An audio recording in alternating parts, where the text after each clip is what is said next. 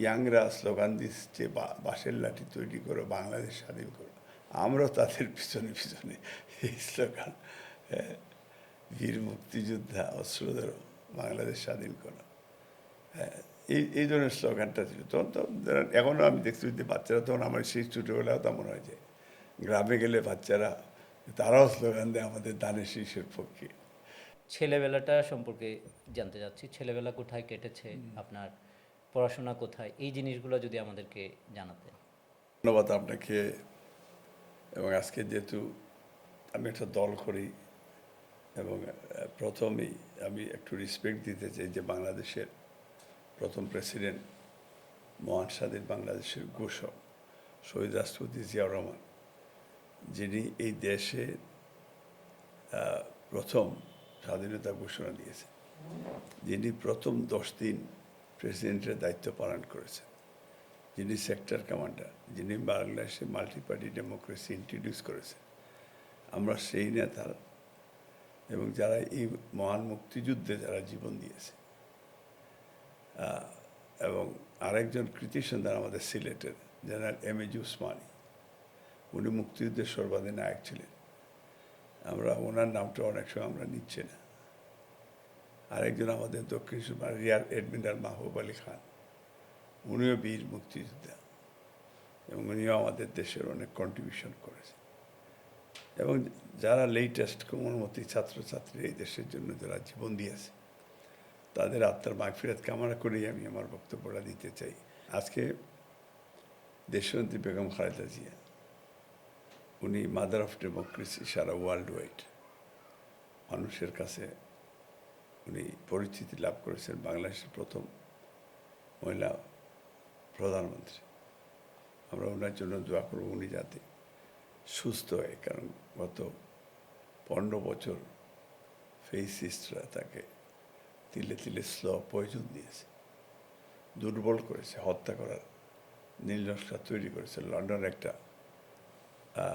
প্রোগ্রামে আওয়ামী লীগের নেত্রী হাসিনা, উনি বলেছে যে আর কত বাঁচবে, এবং উনি সেই হায়ারটাও নিয়ে নিতে চেয়েছিল। তারপরেও উনি বলেছেন যে দেশের বাইরে আমার তো কোনো ঠিকানা নেই। উনি এই দেশের মানুষকে ছেড়ে যাননি। তো আমাদের দেশের হিস্ট্রি, এবং উনি প্রথম মহিলা প্রধানমন্ত্রী, ওনার জন্য দোয়া, সবার কাছে দোয়া প্রার্থনা করছি। আজকে বাংলাদেশের, কারণ আমাদেরকে এই দেশের প্রথম যদি আপনি বলেন একবারে চাইল্ডহুড তো ধরেন আমার গ্রাম থেকে, আমার গ্রাম তেতলি, এটা আমি খুব গর্বিত যে দক্ষিণ সুরমা তেতলি গ্রামে আমার বাড়ি। এবং সেই তেতলি গ্রামে আমার মনে হয় ছোটোবেলা আমরা যখন একবার ভেরি বিগিনিং লাইফে আমরা তখন গ্রামের আমরা ফুটবল খেলা হয়েছে জাম্বুরাতি, প্রথম আমরা শুরু করেছি। ঠিক আছে। তারপরে হাডুডুডু খেলা, তারপরে ওই যে আপনার এখনকার রাগবির মতো তখন তো একটা গাছ দিয়ে একটা তৈরি করে, মানে অনেক ধরনের ছোটোবেলার যে এই ডেগুলি আমি এখনও মিস করি। আমি আমার ওই গ্রামে এখনও যাই, গ্রামেই আছি এবং গ্রামেই থাকবো ইনশাল্লাহ। সেই গ্রামটা আমার খুব ভালো লাগে। এবং সন্ধ্যার পরে আমাদের গ্রামের যে সকালে চাঁদনি ইভিনিংটা, ইট ওয়াজ ফ্যান্টাস্টিক, এবং খুবই ভালো লাগে। এবং গ্রামের মানুষের পরিবেশ, পলিউশন সব মিলিয়ে কিন্তু খুব, এখন আমার সেই গ্রামটাই ভালো লাগে। এবং গ্রামের ভিতরেও থাকি, আবার গ্রামের বাইরেও কমিউনিকেশনটার জন্য, এবং মানুষের যাতে ডিস্টার্ব না হয় বর্তমান ডিফারেন্ট জায়গায়, যেটা আমি বাড়ি করেছি। তো সেই সময়ে কিন্তু পাকিস্তান, তখনকার পাকিস্তানের আমরা যখন ছোটোবেলা আমরা শুনেছি যে আইয়ুব খানের কথা, তারপরে ইয়াহিয়া খান তখনকার পাকিস্তানের প্রেসিডেন্টের দায়িত্ব পালন করেছে। এবং তখন আমরা, আমি তেলিবাজার স্কুলে পড়ি, আচ্ছা এবং আমার প্রথম বুট কিন্তু আমি স্বাধীনতার আগেও, because আমার চাচা উনি চেয়ারম্যানিতে দাঁড়াইতেন। আচ্ছা তো তখনকার ইয়াং যারা ছিল সবার বুট কিন্তু ওইটা অটোমেটিক, তখন তো স্কুলের মাস্টাররা বা স্কুলের একটা টিম সেখানে আগে বাড়ির বাইরেতে কতজন, এই বাড়িতে কতজন বালিক কতজন নাবালিক এই ধরনের, এবং তখনও বুট হয়েছে। এবং এই প্রজন্মের যেভাবে বর্তমান নিউ ভোটার, তখনকার সময় আমরা পাকিস্তানের ফার্স্ট ভোটার আমরা আর শেখ মুজিবুরে আমরা দিয়েছি। তো আচ্ছা কিন্তু আমাদের বাপ চাচারা ওনারা মুক্তি যুদ্ধের পক্ষে ছিলেন, মানে 6 দফার পক্ষে ছিলেন, জি জি এবং এবং নেপের তো তখন ধরেন 11 দফার ইয়ে ছিল। তো সেই হিসাবে এই যে ভোটার, আমার মনে আছে যে এটা এই যখন তারা ওই 1 টাকা দিয়ে তারা সদস্য করতেন, তা আমিও তখন 1 টাকা দিয়ে একটা এমনি একটা জাস্ট, তখন এটা ওয়ান কাইন্ড অফ ফান ছিল। এবং আপনি বুট দিতে যাবেন, এটা ইয়াং ভোটার, এটা মানে একটা মনে মনে খুব প্রাউড ছিল।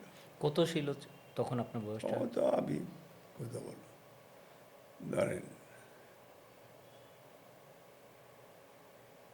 12-13 হবে। আচ্ছা তখন আপনি কোন ক্লাসে ছিলেন বা কোন স্কুলে? ওই যে আমি তেলিবাজার স্কুলে পড়তাম, ক্লাস 5-এ। ক্লাস ফাইভে। তারপরে তো স্বাধীনতার সময় ধরেন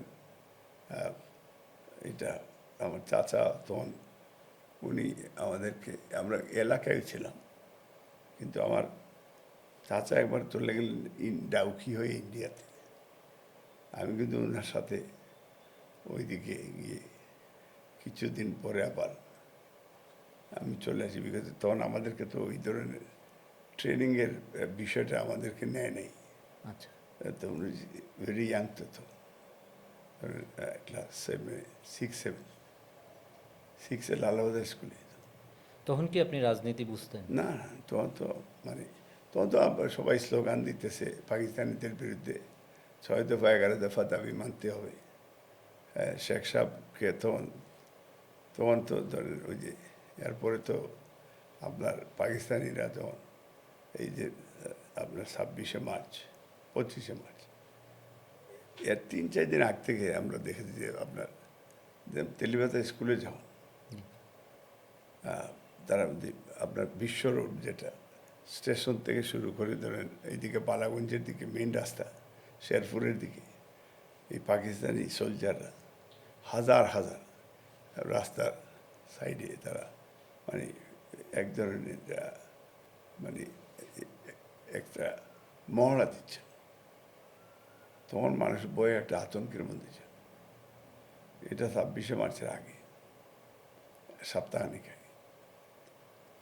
তারপরে তো ধরেন এটা পরবর্তী পর্যায়ে ওই যে আমার মনে আছে যেটা যে বাংলাতে বিবিসির নিউজ, হ্যাঁ রেডিওতে বিবিসি শোনা যেত। বাংলা, BBC সিরাজ বাংলা। রহমানের কণ্ঠে, তখন গ্রামে আর ওই টেলিভিশন ছিল না আমাদের কারোই, তখনকার গ্রামে আমাদের কারোই টেলিভিশন ছিল না। মূলত যে 3 ব্যান্ডের একটা রেডিও, এটা বেশিরভাগ নিউজে শোনা যাচ্ছে। তখন তো কী হচ্ছে ঢাকায়, কী হচ্ছে বাংলায়, মানে একটা মানুষের একটা আতঙ্কের মাঝখানে ছিল। এবং ইয়াংরা স্লোগান দিচ্ছে বাঁশের লাঠি তৈরি করো, বাংলাদেশ স্বাধীন করো।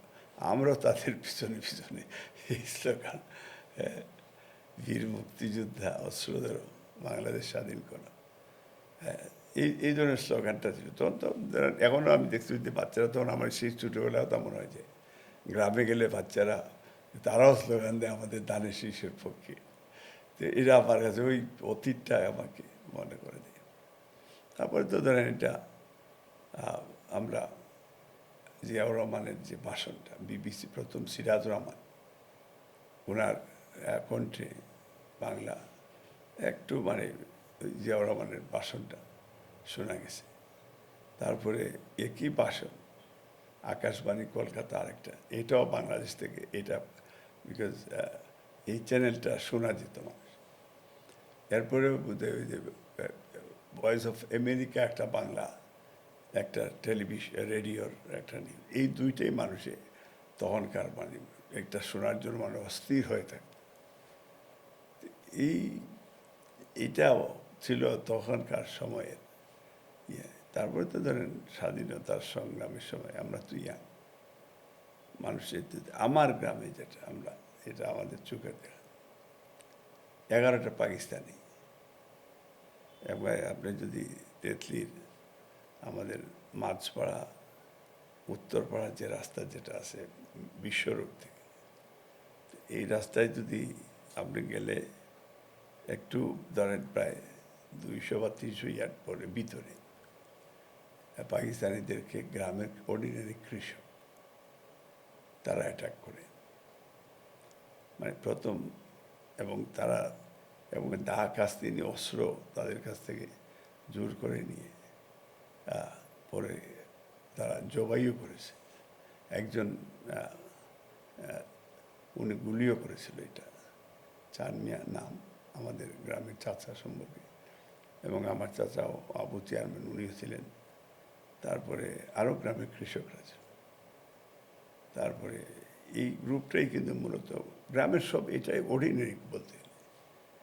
এটা অনেকেই হয়তো অনেকেই চিনবে না, কিন্তু তখন এই 11 জনকে পরে ছাপড়া বিল আমাদের এই তেতলির এবং সেইখানে লালাবাজারের সাইট, এখন ওই সাইডে একই গর্তের মধ্যে সবাই কবর দিচ্ছে। আর আমার মনে আছে রাত্রে গ্রামের সবাই, মানে এখন তো একটা ভয় কাজ করছে যে পাকিস্তানিরা যদি জানে তাহলে সবাইকে মেরে ফেলবে।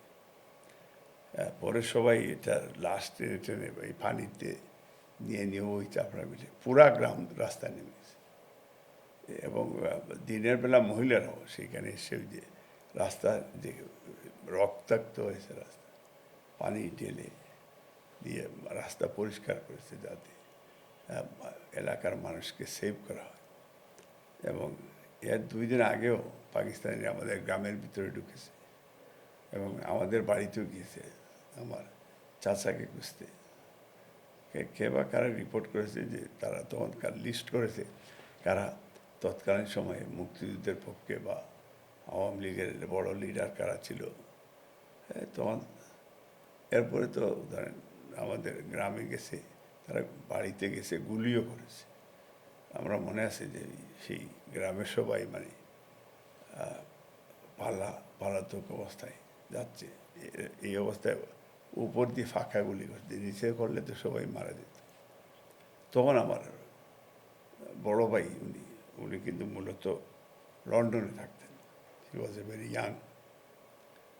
এবং যেহেতু সেইখানে মুক্তি যুদ্ধের সপক্ষে ওনারা সবাই মিলিয়ে কিন্তু দেশের বাইরেও ক্যাম্পেইন করেছে, দেশের ভিতরে। এই সময় তাকে অ্যারেস্ট করেছে।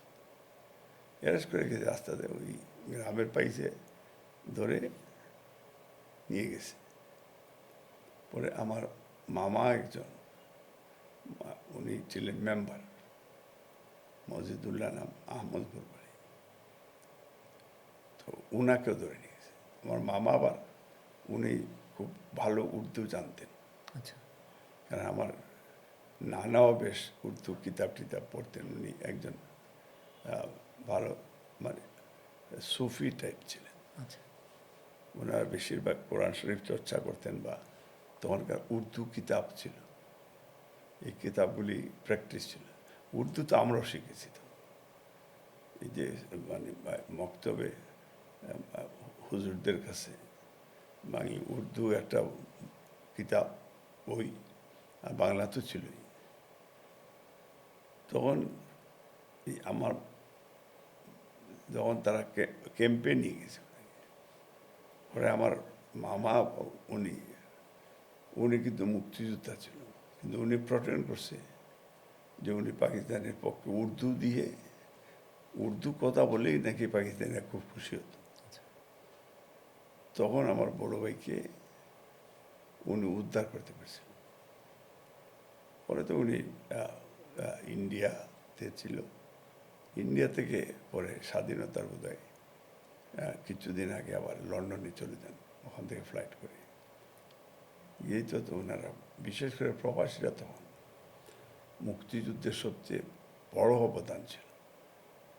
যেমন আমাদের বাপচাচা সহ যারা প্রবাসী তৎকালীন সময়, প্রত্যেকটা প্রবাসী কিন্তু, আমার মনে হয় না কোনো তৎকালীন ইস্ট পাকিস্তান যারা কেউ পশ্চিম পাকিস্তানকে সাপোর্ট দিয়েছে এটা কোনো লন্ড নেই। এবং তাদের সপ্তাহ টোটাল পয়সাটা যেটা বেতন পেত, এটা ওয়েজেস, এটা এনে এই ফান্ডে দিয়ে দিত স্বাধীনতা সংগ্রামে। আবু সাইদ চৌধুরী জাস্টিস উনি মূল ফান্ডটা কালেকশন করেছেন। এবং যেহেতু সবাই জানে যে স্বাধীনতার ঘোষক জিয়া এবং জিয়াউর রহমান এবং উসমানী মিলে ঢাক দিয়েছে, তো উসমানীর খুব নাম ছিল মানে সিলেটি কমিউনিটির কাছে, এবং উসমানী একটা আইডিয়ালও ছিল তখন। তারপরেই সবাই পয়সাপাতি দিয়ে, আমি বলতে কয়েক বিলিয়ন ডলার পাউন্ড মুক্তিযুদ্ধের ফান্ডে ইন্ডিয়াতে তারা পাঠিয়েছে। এটা কিন্তু মূলত এই টাকাটা ইন্ডিয়া আসলে আমাদেরকে খুব একটা হেল্প করে নেই। এটা অনেকের কাছে আমি জানি না কীরকম। ইন্ডিয়া যেটা করেছে, কারণ মুক্তিযুদ্ধের অস্ত্রের পয়সা প্রবাসীরা দিয়েছে।